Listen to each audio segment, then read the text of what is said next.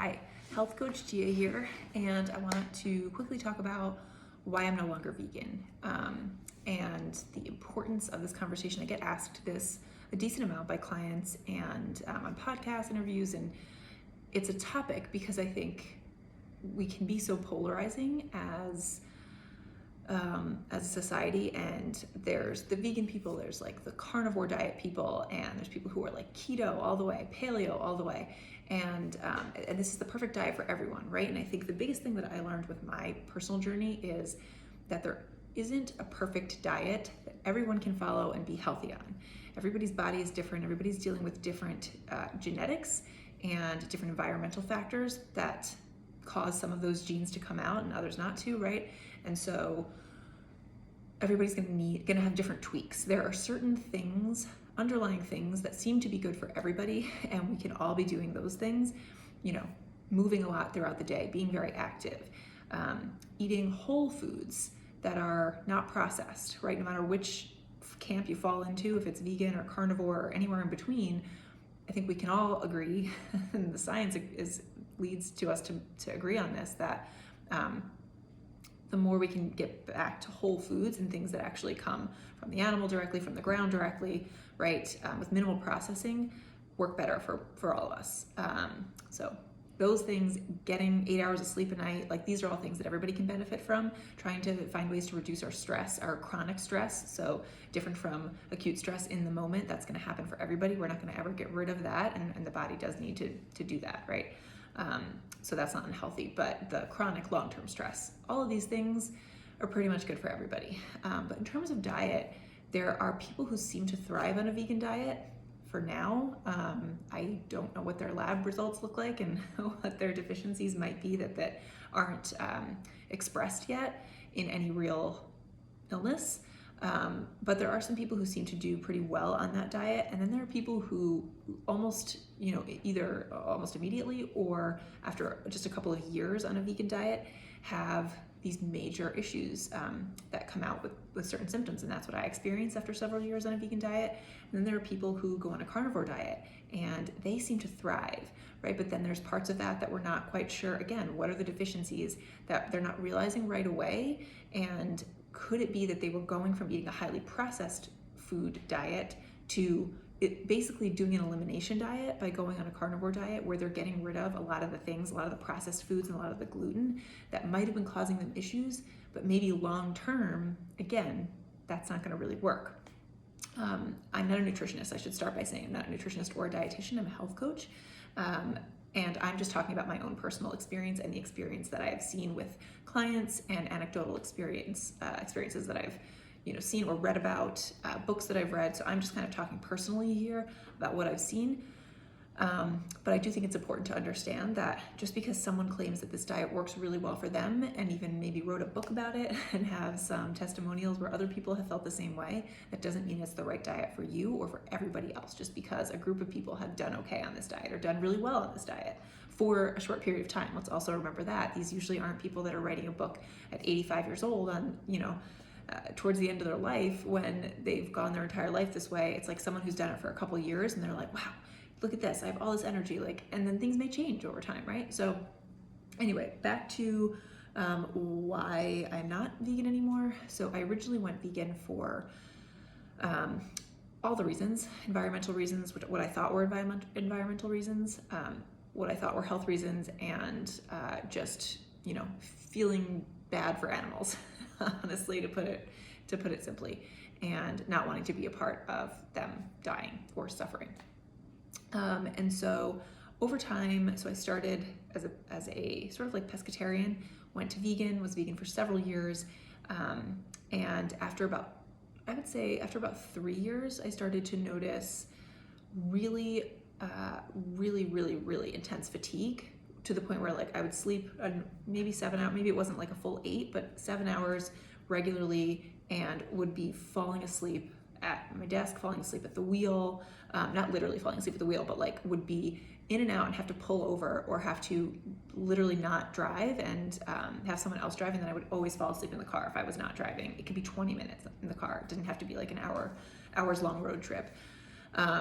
And that was one of the main ones, and I didn't even equate it to that. I just thought, I'm tired. I was doing personal training at the time, and I was waking up pretty early, but I was going to bed early too. So that one I didn't catch on for a little bit.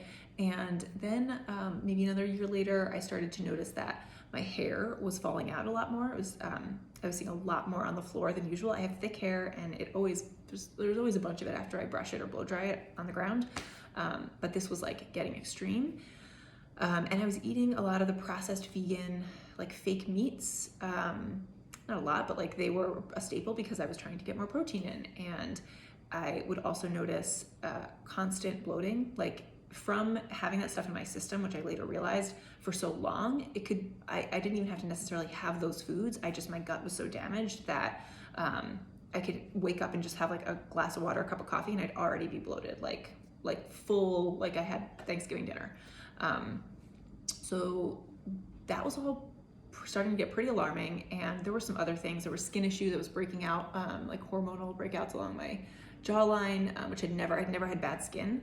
I just had like regular skin. It's not anything amazing, but I never really broke out in my life. And so all these things, I did a ton of research. This was when I was researching becoming a health coach, or when I was in the midst of it, going to school for health coaching, and I was doing a lot of research about this stuff. And I realized a lot of issues that were happening probably in my gut, reacting to a lot of the grains and wheat that I was eating, reacting to that processed food, I was probably very deficient in a lot of things. In B12, I wasn't getting omegas. I was not supplementing. I did supplement with B12 a little bit, but it was probably nowhere near enough to what I needed. So that explains the fatigue, that explains the hair loss, hormonal changes that were happening, gut issues that were happening. And when I turned my diet around, I started adding fish and eggs back in first. I felt most comfortable with that. And I also did a bunch of research on the environmental impact, and just realized a lot of things, that not just taking one side of one or the other side of the coin. So either saying like veganism is the best thing for the environment no matter what, you're not thinking about all of the grains, all of the soy, all of the processed meats, fake meats that are creating just as many issues for the environment, maybe more issues for the environment, than like someone who just eats from local small farms and eats meat from local small farms or hunts, right? That is way better for the environment and has their own garden than anyone who's vegan but who's eating mass produced grains and other crops. And the same goes for a meat eater who is eating a lot of factory farmed meat. I think that was the original impact that I was thinking, like, I can't be part of this. I think it's just a terrible practice. It's disgusting in general, but it's also really bad for the environment. You have all of these animals shoved into one place, eating, even if they're eating the grass, if they're all shoved into one place, they're destroying that part of the grass, and they're not being moved around, and all their waste is combined and confined into one area. It's terrible for them. It's just nothing that I want to be a part of anyway. So either side of that spectrum is not good for the environment, and it's not good for potentially your health, right? But if you find yourself somewhere in the middle where you understand that the diet should be a balance of we really need to get all these different nutrients. And so we have to figure out the best way to get them for our body. Some people don't react well to eating cruciferous vegetables like broccoli and cauliflower and other high FODMAP foods. And they don't feel good, and that disrupts their gut. And so that doesn't necessarily mean they shouldn't be eating vegetables. It just means they need to figure out which vegetables work well with their body, right?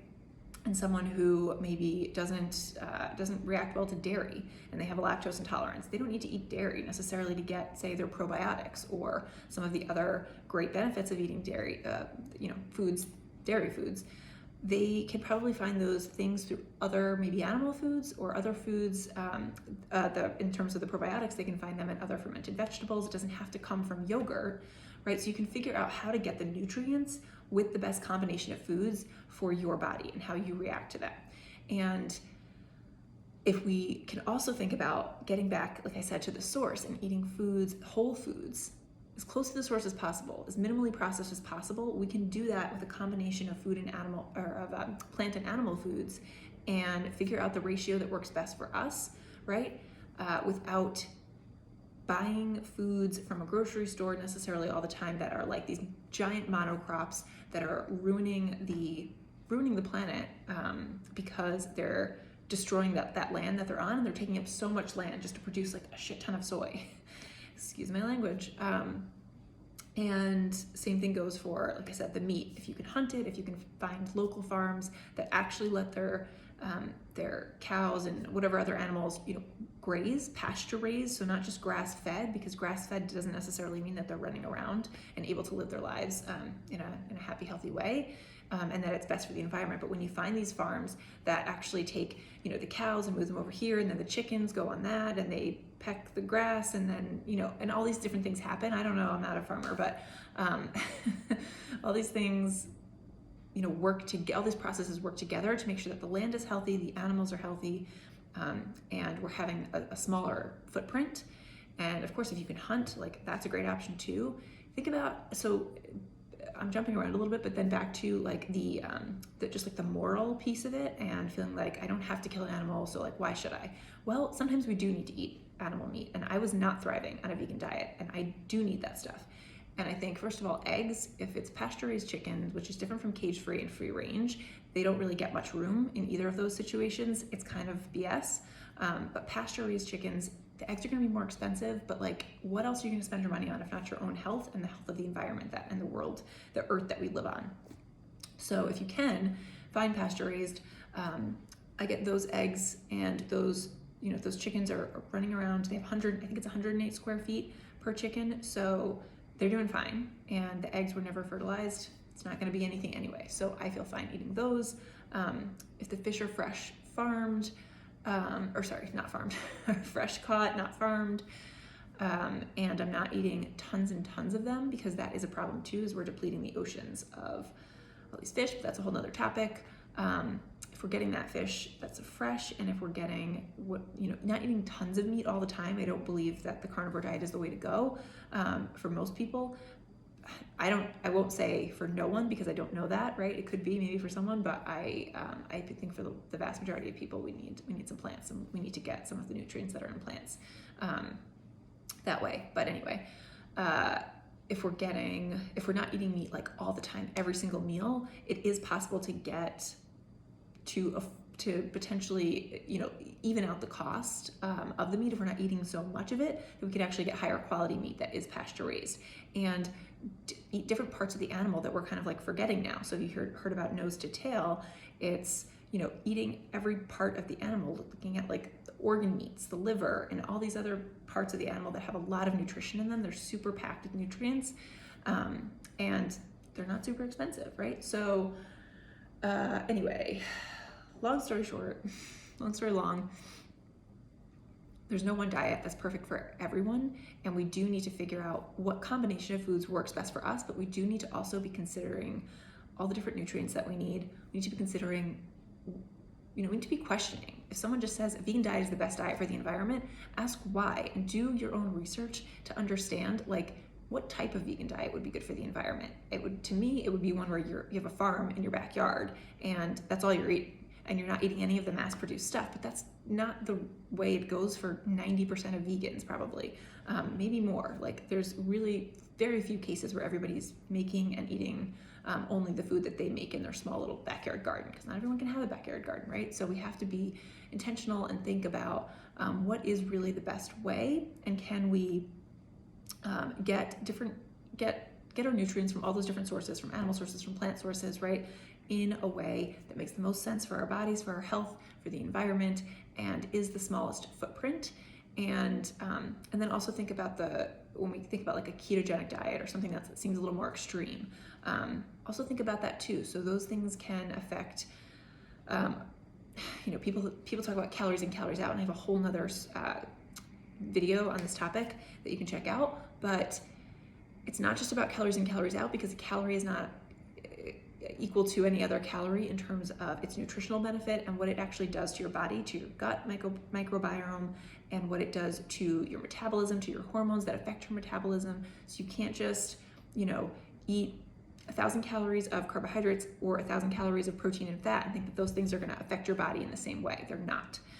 So the ratio of foods is going to be different for different people too, and what you need.